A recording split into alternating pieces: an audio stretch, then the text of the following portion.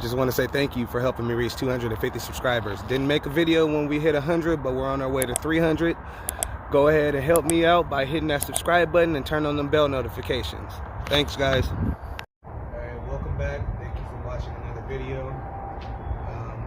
Let's just start it off by saying thank you for helping me reach 250 subscribers in this little bit of time. I appreciate you guys a lot. My goal is to reach 1,000 subscribers by June 3rd, which is my son's first birthday. So why don't you guys help me achieve that goal? It's been a while since the last time you guys seen on the 400, but I mean, I haven't made much progress. We've had a lot of crappy weather along the holidays. It's also been Christmas. Tomorrow is New Year's Eve. So I mean, I've been spending a lot of time with the family. I'm finally about to start filling in these holes on the rear from when the other guy had the spoiler. Put some filler in there. I got it sanded down to bare metal. That way the filler sticks a lot better.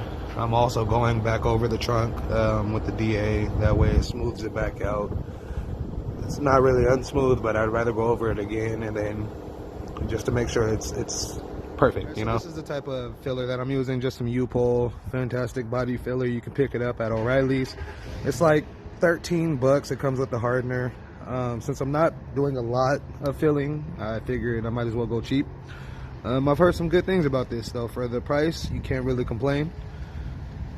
And like I said, it's a budget build, so you keep the cost down and hopefully it comes out good. I'm gonna be mixing it on this. Just another thing I picked up at O'Reilly. It was like 3 bucks. Oh shit, it's super windy. Oh, there goes that. And here's the spreaders that I'm going to be using. There's 3 different sizes, which is good. That way I can use a couple more in the future. You don't have to use them all right now.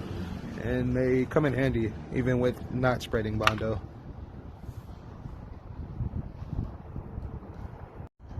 So what I'm doing now, I'm taking my scraper, since it's already kind of drying, and I'm just going over it, over the spot that had the hole in it. That way I get off all the excess filler. That way it saves time on sanding. Like I said, it's just a small little, I guess you can call it a pinhole. So all that filler wasn't needed, but I needed to be able to build up so I can knock it down. And like I said, I put a piece of tape at the bottom, so then that way it acted as like a barrier, as you guys can see.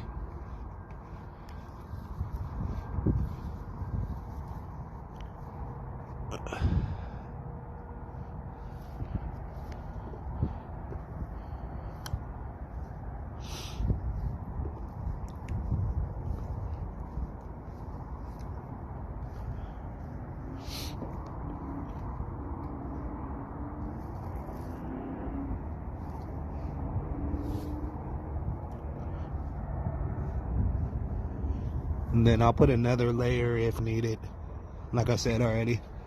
But I'm trying to get it without having to, but doesn't look like I'm gonna be able to accomplish that, which is no problem. Alright, so after the Bondo and spot putty, here's where we're at. I mean, you can still see the little indent. I'm not trying to get it perfect. I'm just trying to get the holes filled in, like I told you before. On this side, the hole was a little bit bigger, so I added some more spot putty to it. Here's the spots, the little spots at where we were at earlier. You can see where it's filled in now. This stuff works really cool. I added some on this side because, I mean, there was a little bit of waviness, but it wasn't too bad. I sanded it down and then added some more.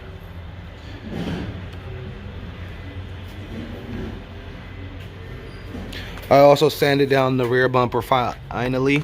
Got it real smooth, because there was also some really high and low spots on the paint. And so like I said, I got it all uniform now, so when I prime it, you won't see any lines or any indents like that. That's the whole reason why I didn't do the bumper when I did the rest of the car. Same thing, it was major right here, but now you can see where it's all feathered back. And then once I put the primer down on it, you'll be able to see it a lot better. Also had the sand down right here because there was a little chip from the previous paint.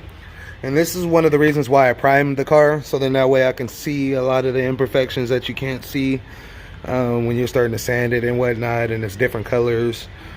It's a lot easier seeing it on bright gray versus black.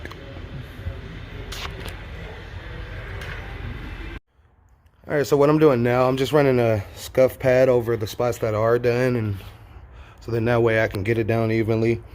Here's the difference in the two. This side I did already with the Scotch-Brite or scuff pad, and this side I didn't. Still smooth, but this is the steps that you want to go through before you lay the paint down. That way it's just a lot smoother. It's like sanding, but it's not. It's just scuffing it up. That way it gives the paint something to adhere to.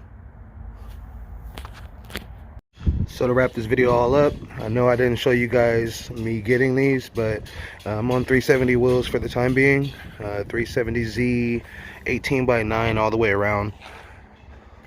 They look alright. I still gotta do some adjusting up front. The rears are tucking fucking nice. I did end up getting the rear primed, like I said. Still gotta go over a few spots with the DA and bring it down a little bit more, but all in all, it's still pretty straight. Some may be wondering why I'm not priming that. It's wrapped. I like the finish on it. I'll show you guys when the paint job is done. It's like a stainless steel but black look, or like a brushed look, I guess you can call it.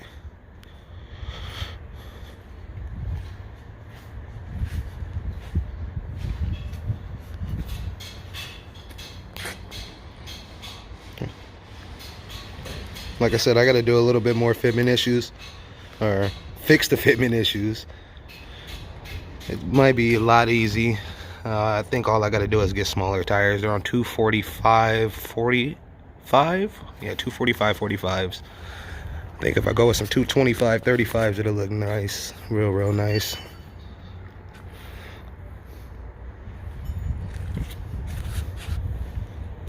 Yeah, just slowly making progress. Hopefully in this next video I'll start the paint process. Now all I gotta do is finish up the front end and then I should be done, but like I said, I'm taking my time on it.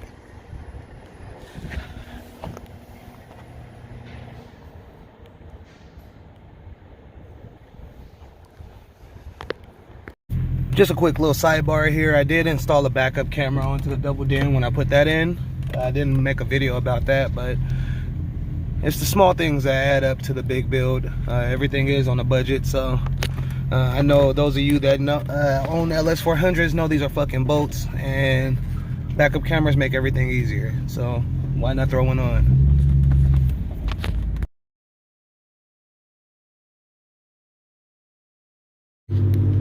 And just like that, we're gonna end the video. Appreciate you guys.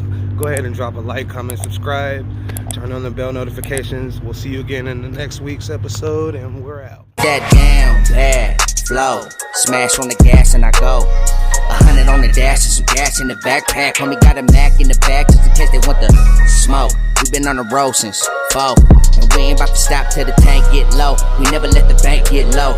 No, we adding pressure. We making diamonds from coal. We teaching lessons. Why you think they call me coach? My life a blessing. I know some things you don't know. Everyone playing the